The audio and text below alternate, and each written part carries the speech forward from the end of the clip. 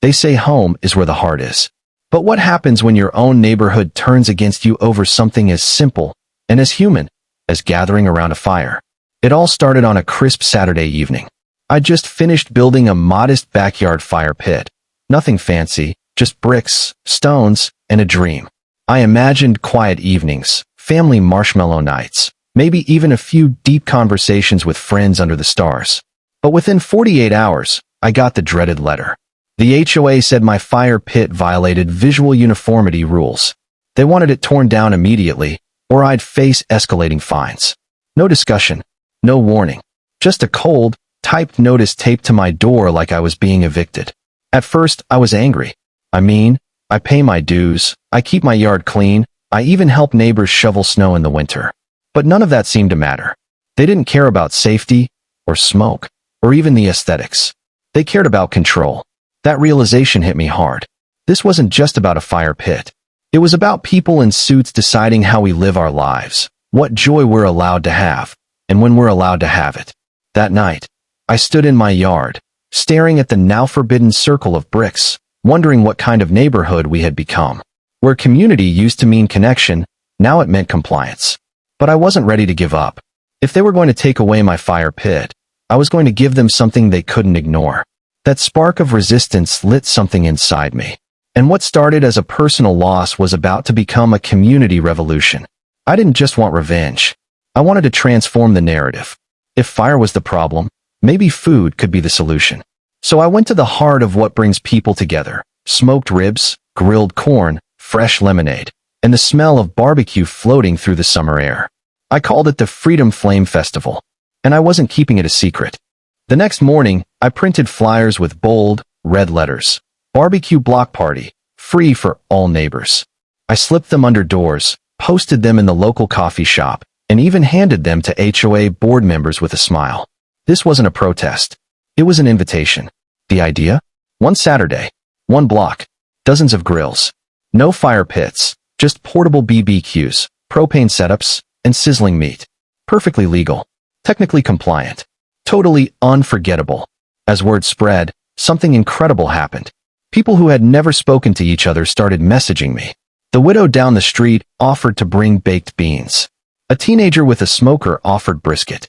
Even the couple who rarely left their porch said they'd contribute vegan options. We weren't just planning a party.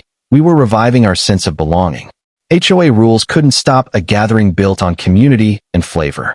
By the end of the week, we had over 20 confirmed grills, a borrowed bounce house, and 2 local bands willing to play for free food. It was shaping up to be bigger than I had ever imagined. And behind it all, a simple idea burned brighter than ever. If they banned the flame, we'd bring the fire another way. The morning of the festival, I woke up early. The street was buzzing with energy, canopies going up, music gear unloading, and the sound of meat hitting hot metal everywhere you turned.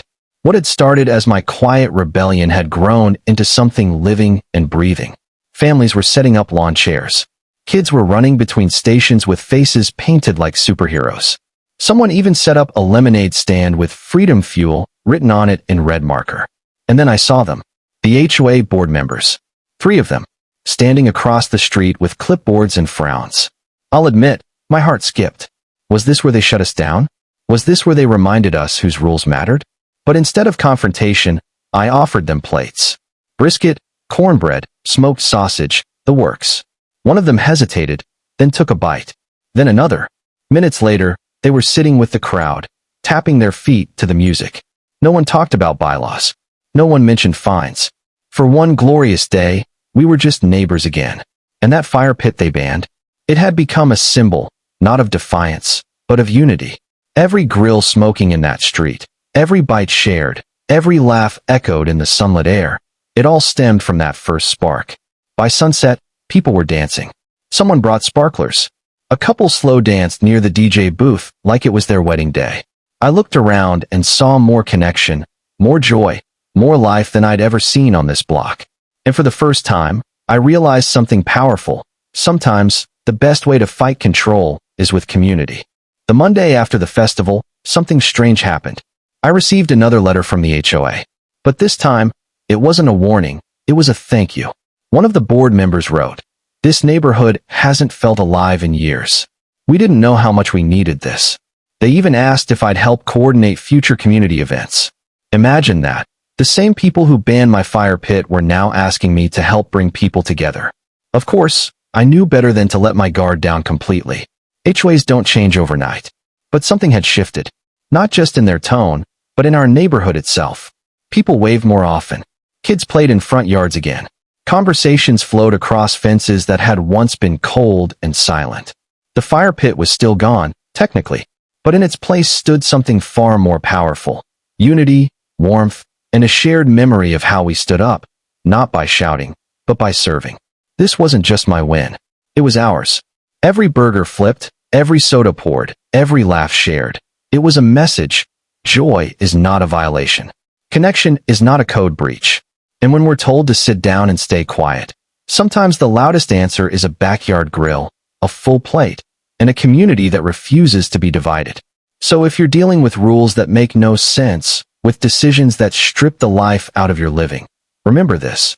You don't have to break the rules to beat them. You just have to build something so good, so honest, so undeniably human, that even the people trying to stop you have to join in. That's what we did. And that's how one banned fire pit lit up an entire neighborhood.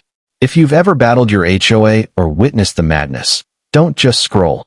Subscribe to HOA Warzone and join the fight for fairness, freedom, and your front yard.